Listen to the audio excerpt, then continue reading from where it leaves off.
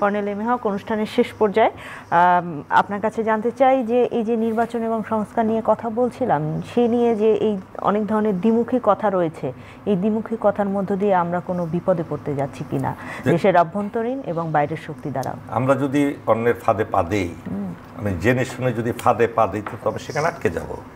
রাজনীতিবিদদের আজকে বুঝতে হবে, আমরা যে কথাগুলো আজকে টকশোতে বলছি, এটাও সেই, এটাও আমাদের দেশ ও জাতির প্রতি একটা মেসেজ আমরা দিচ্ছি।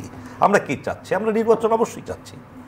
আমি কালকে আগামী মাসে গণপরিষদ ভোটের কথা বলছিলেন, আগামী মাসে নির্বাচন আমি চাইতাম, কিন্তু চাইবো যে আমার তো ঘর মেরামত হয়নি, আমি ঘরে উঠবো কেমনে? আপনি সেই ঘরে উঠতে হলে আবার সেই পুঁতি গন্ধময় ঘরেই উঠতে হবে আপনাকে।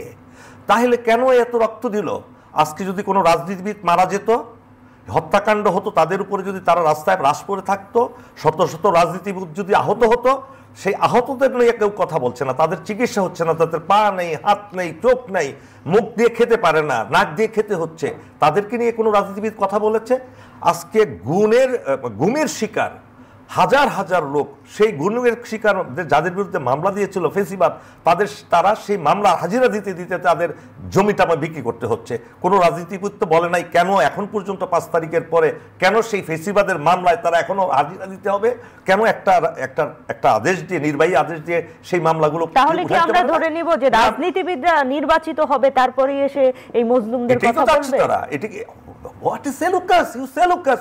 আপনি যাদের রক্তের বিনিময়ে আপনি আজকে এই পরিবেশ পেয়েছেন, আমরা তো ধরেই নিয়েছিলাম 29 সালের আগের ইলেকশন হবে না। আপনারা মিটিং করেন, মিছিল করেন, একটা গ্রেনেড সাউন্ড গ্রেনেড পড়লে দেখা যায় ধোঁয়ার একটা কুণ্ডলি থাকলে সেখানে মানুষ নাই, সব স্যান্ডেল পরে আছে। সেই পরিস্থিতিও তো আমরা দেখেছি। আর যারা হাত তুলে নিজের জীবন দিয়ে দিল আবু সাইদের মতো, আসেন মারেন দেখি, আবার যেখানে পুলিশ বলল মারি একটা, পিছন থেকে আসে আরো অসংখ্য। এই যে পরিস্থিতিগুলো কে সৃষ্টি করেছিল, তাদের সম্পর্কে কথা বলছেন না।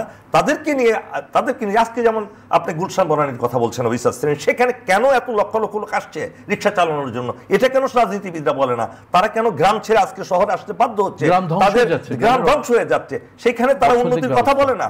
আজকে দেশের সাধারণ মানুষের যারা 60 থেকে 70% সাধারণ মানুষ, তাদের সম্পর্কে কেউ কথা বলে না, তাদের চিকিৎসার ব্যাপারে কেউ কথা বলে না, তাদের শিক্ষার ব্যাপারে কেউ কথা বলে না। আজকে ক্ষমতা ক্ষমতা ক্ষমতা, এখানে তো আমাদের দ্বন্দ্ব, যে আপনি ক্ষমতায় যান, কোনো অসুবিধা নাই, আপনি কি করবেন এই দেশের জন্য সেটা তো বলছেন না। আপনি তো এই প্রতিশ্রুতি দিচ্ছেন না আমার পার্টি থেকে কোনো দুর্নীতিবাজ একবার ডিক্লেয়ার দেখ, প্রত্যেকটা পার্টির প্রধান ডিক্লেয়ার দেখ একদম সবার কাছে, যে এই দল থেকে কোনো দুর্নীতিবাজ, চাঁদাবাজ, খুনি, লুটেরা, অপরাধী কেউ কোনো নমিনেশন পাবে না। দিয়েছে আজ পর্যন্ত কেউ দেয়নি। তাহলে আপনি কারে দিয়ে ইলেকশন করবেন, কেখানে ইলেকশন করবেন? সেই ইলেকশন তো সেই যাহালাউ তাহাই কদু হইবে। এবং আপনি কি করতে চান? আপনার কি দেশে, এবং নেক্সট যদি এই ধরনের পরিস্থিতিতে কেউ ইলেক্টেড হয়ে আসে, India will create that situation with that fascist, so that they do not remain power for 3 months even. এবং ইলেকশনের নির্বাচিত হওয়ার শপথ গ্রহণের পরপরই রিক্সাওয়ালা, চুরিওয়ালা, এরা কিন্তু দেখেন রাস্তায় নেমে যাবে, নানান আন্দোলন হবে, থামাতে পারবেন না আপনি, তাদের অধিকার নিয়ে ছিল আসবে। সুতরাং রাজনৈতিক দলকে আগের শিকার নিজের মধ্যে আগে সঠিক পথে আসতে হবে, যে আমরা কতটুকু দেশকে দিতে পারবো, আমরা কি প্রস্তুত, আমরা ক্ষমতা নেওয়ার প্রস্তুত?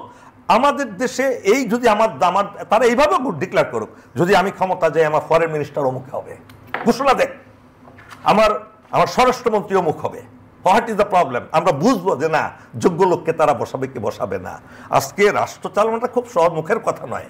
আমাদের এমন একটা জিওগ্রাফিক্যাল লোকেশনে আমাদের দেশের অবস্থান, যেখানে ইন্ডিয়ার মতো একটা কুৎসিত রাষ্ট্র, সন্ত্রাসী রাষ্ট্র, আন্তর্জাতিকভাবে খ্যাত ইসরায়েলের চেয়ে জঘন্য একটা রাষ্ট্র, যারা প্রতিদিন সে দেশে সংখ্যালঘুদেরকে পিটিয়ে মারছে, চাকু দিয়ে মারছে, ছুরি দিয়ে মারছে, রাম দিয়ে মারছে, এবং বাবার সামনে মেয়েকে মারছে, মেয়ের সামনে বাবাকে মারছে। আজকে দেখেন আসছে সেগুলো, যারা মুসলমানদেরকে তছনছ করে দিচ্ছে, যারা 24 ঘন্টা বাংলাদেশের বিরুদ্ধে ষড়যন্ত্র করে, বাংলাদেশের সেনাবাহিনীর বিরুদ্ধে ষড়যন্ত্র করে, দেশের ধর্মের বিরুদ্ধে ষড়যন্ত্র করে, আমাদের দেশে তাকে মৌলবাদী বলে, আর তারা মৌলবাদ করতে করতে মানুষ মেরে ফেলতেছে, সেটা মৌলবাদী হয় না।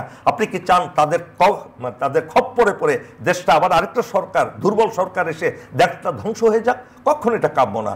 আজকে আপনার এই চ্যানেল আয়ের টু দ্য পয়েন্ট থেকে আমরা যে কথাগুলো বলছি, এই কথাগুলো ছড়িয়ে দেন, শোনক, রাজনীতিবিদরা শোনক। আমরা কোনো দলীয় রাজনীতির কথা বলছি না এখানে, আমরা দুজনেই দেশের সচেতন নাগরিক। উনি হলেন গুলশান ক্লাবের, আর আমি হলাম ঠিক আছে? তো সুতরাং আমরা কিন্তু কেউ ফেল না, আমরা আমাদের মতামত দিচ্ছি এবং বয়স আমাদের কম হয়নি, আমরা ভালো বুঝি, আমাদের বুঝারও সেই বয়স। সুতরাং ডক্টর ইউনূসকেও চিন্তা করতে হবে, হোয়াট শুড আই ডু? আমি কি প্রেশারের উপর আমি নতজানু হব? কেন নতজানু হবেন উনি? ওনার কোনো লোভ আছে, লালসা আছে? উনি কি ক্ষমতা দীর্ঘায়িত করতে চান? অবশ্যই করতে চান না, ওনার অনেক পদমর্যাদা অনেক বেশি। সুতরাং উনি চাচ্ছেন দেশকে কিছু দেওয়ার।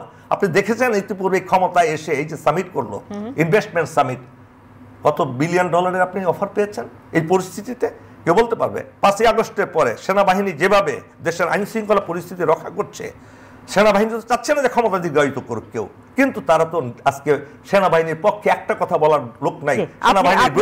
আগে সংস্কার তারপরে নির্বাচনে যাওয়ার কথা না, আমি সেটা বলছি না। যদি এটা বলেন দীর্ঘমেয়াদী হবে, আমার কথা হলো ভিজিবল, যেটা ইম্পর্টেন্ট।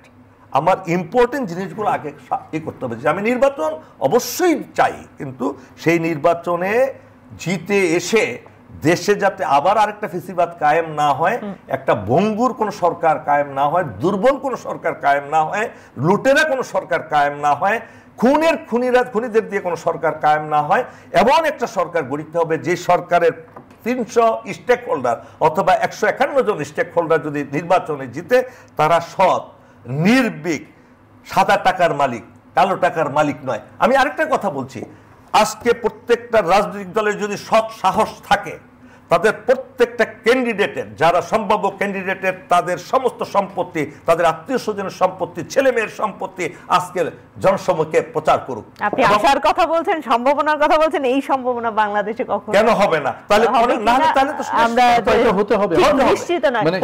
শেষ করতে হচ্ছে, 1 মিনিট কিছু যোগ করতে চাই। আমি শুধু সাড়ে কথাতে সামারাইজ করে দিচ্ছি।